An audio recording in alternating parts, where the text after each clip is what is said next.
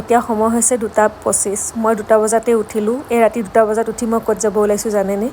একেবাৰে ৰেডি হৈ ঘৰ চাফা কৰি মন্দিৰত চাকি জ্বলাই মই আহি গ'লোঁ কামাখ্যা মন্দিৰ কাৰণ কামাখ্যা মন্দিৰত মই আগতে আহিম বুলি মই আগৰ এটা মিনি ব্লগতো মই আপোনালোকক জনাইছিলোঁ যিহেতুকে এতিয়া নৱৰাত্ৰি চলি আছে আৰু নৱৰাত্ৰিৰ আজি শেষৰটো দিন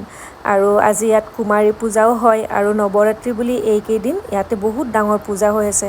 মানুহৰ বহুত ভিৰ ৰাতি 2টা বজাৰ পৰা লাইন পাতি এয়া ৰাতিপুৱা 10টা বাজিছে কিমান মানুহৰ ভিৰ আপোনালোকে গম পাইছে নহয় দূৰ দূৰণিৰ পৰা বহুত মানুহ আহিছে